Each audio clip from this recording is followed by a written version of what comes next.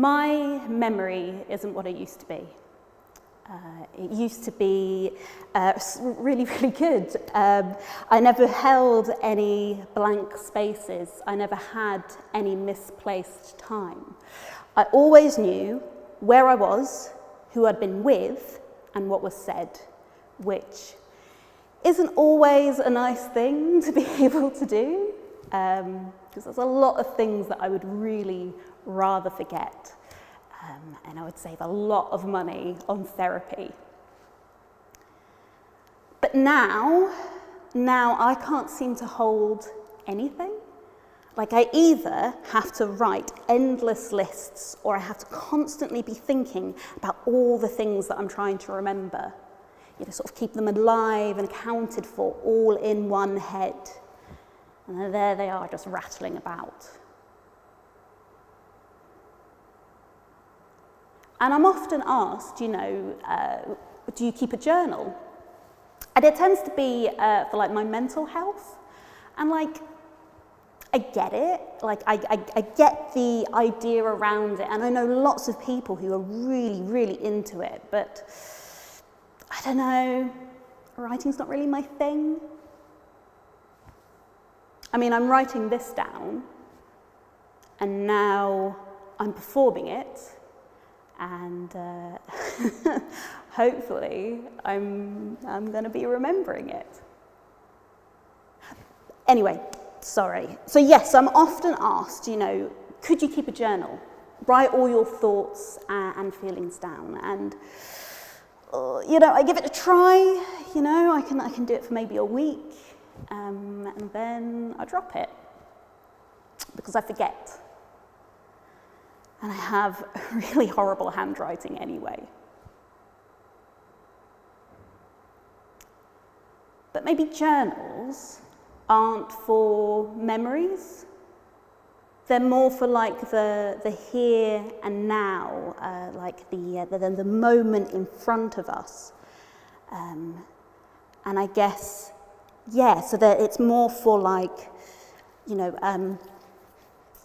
little, breaths of clarity that you can have, because like I could really do with remembering, the here and now, but that there's the before here and now that I could, really do with remembering, like,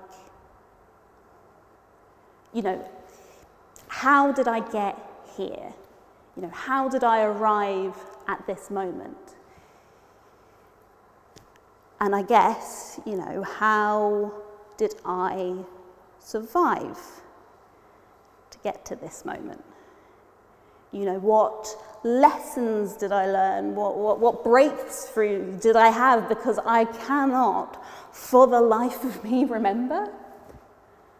And I could really do with remembering, because if I can't remember, then how will I know how to get back to this point? I really wish that I had written down all the things that my therapist has said. But I guess, like humans, people, they survive for thousands and thousands of years without writing anything down, without even the capacity to write things down. So surely that means that I can survive too. I just don't really know how they did it. How did they do it? Were they just not so distracted, or? No, it was stories. That was it, because I remember, because I was I was listening to a podcast, and there was a guy on there, and he said that stories were survival information that was passed on.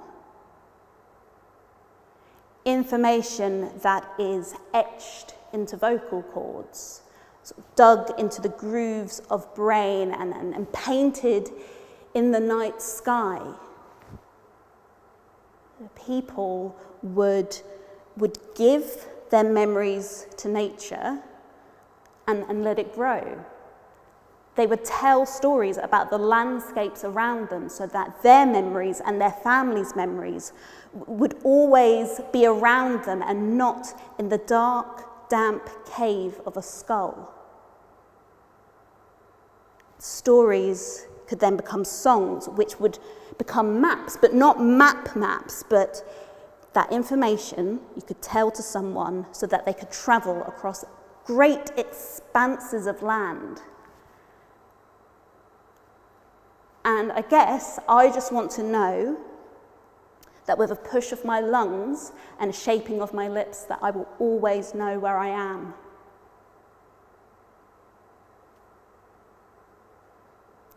This is going to sound stupid.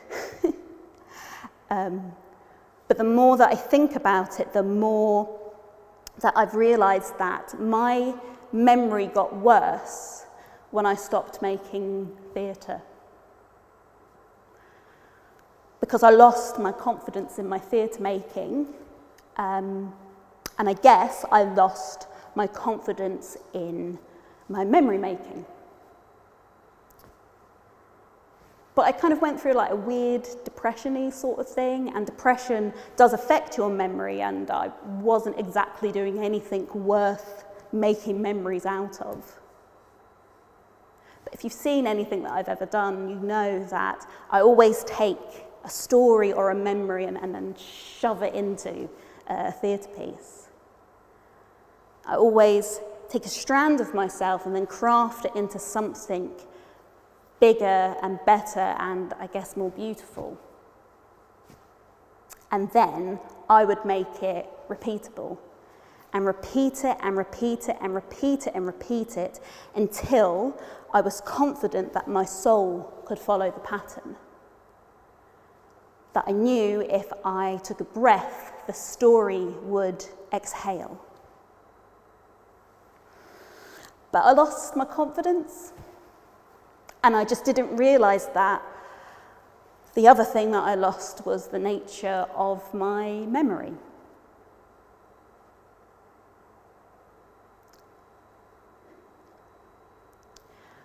And I lost the shape of the story that, I told others, but I also told myself. That survival information.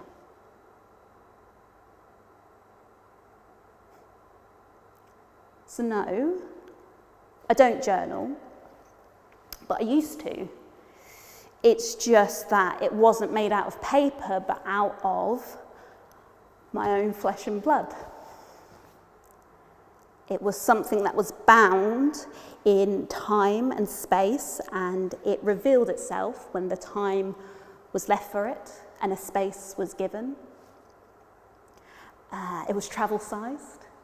It was something that I always managed to tuck away in the neurons of my brain for safekeeping. So I guess I did journal, and I used to share it a lot.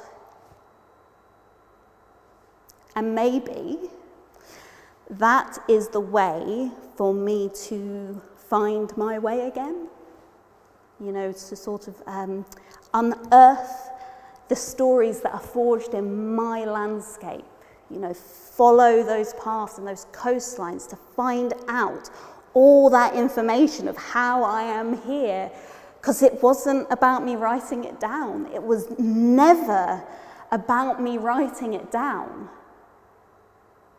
But finding those words and crafting them to some gesture and trying to light it as best as I can and asking for some music and sharing it with the right people. So, this is everything that I remember.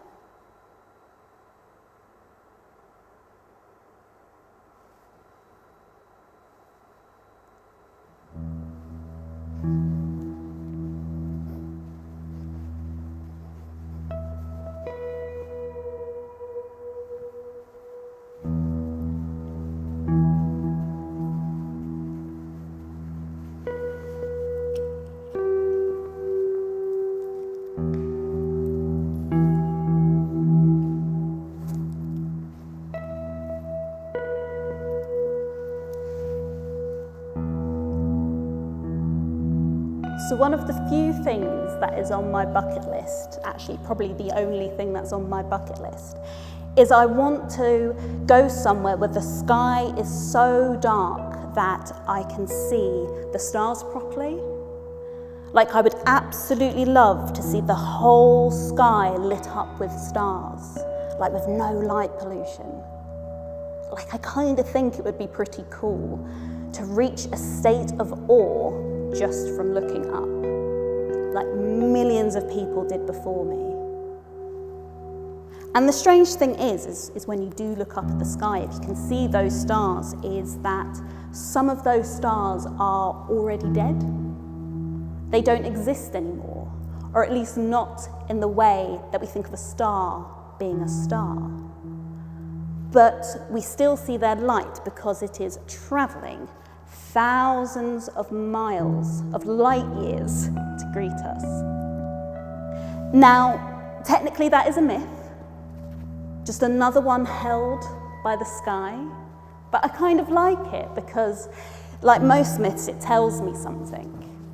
You know, that I'm always just that little bit too far away, that things change, and that when we look out across the universe, time is looking back at us over their shoulder. And it's funny, isn't it? Because actually what we're fascinated is just these delicate waves of light that are just being cast out because they are.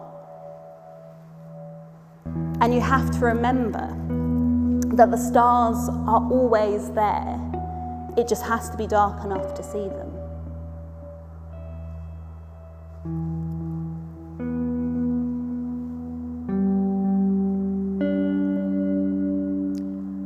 I have memories that I only see at night.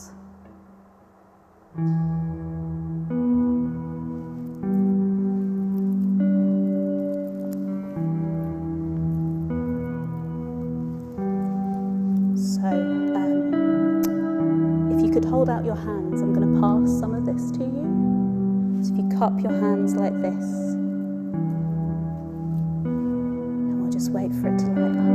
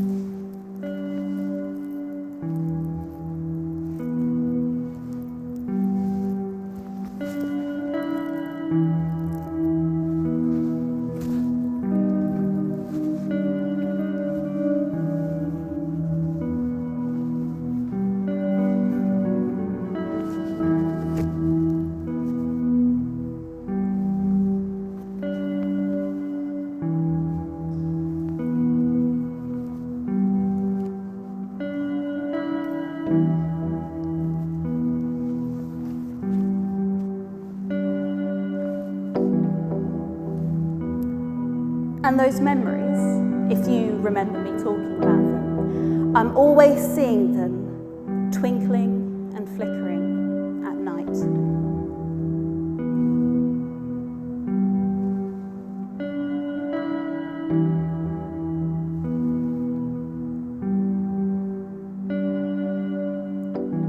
And as I watch them, I can't help but make links between them. And then I really can't help but make stories that seem to seep between the constellations that they make. And I tell myself these stories again and again and again and again, night after night. I'll count them when I can't sleep. And it's weird because their light feels so real, even the ones that are furthest away from me. And yet I think if I can just reach out just a bit closer, just a bit farther, that I would be able to put my hands round them and feel them burn.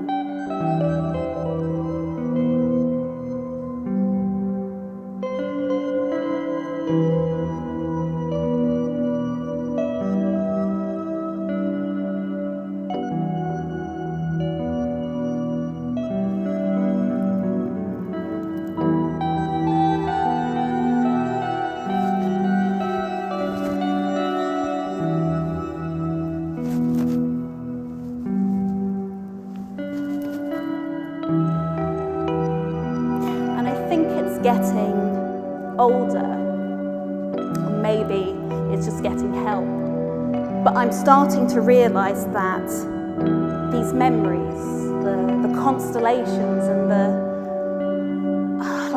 the gas that feeds them, it has to run out at some point, because actually these memories, so many of them are already dead. They don't actually exist.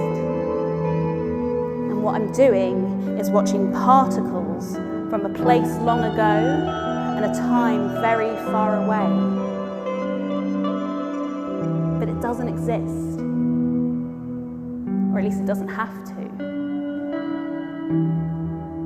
And one by one, these stars, these memories, they'll start to burn out and break up the constellations in my sky. And I guess what I want, what I'm looking for, is to have a sky that is so dark and so close that I can really see these stars for what they are. That they have depth, that they have complexity, and they have beauty. And I can start tracing new links and making stories that fit me now, where I am now, where I'm standing now, and not just stories that someone else told me thousands of years ago. That maybe I can reach some state of awe just from looking.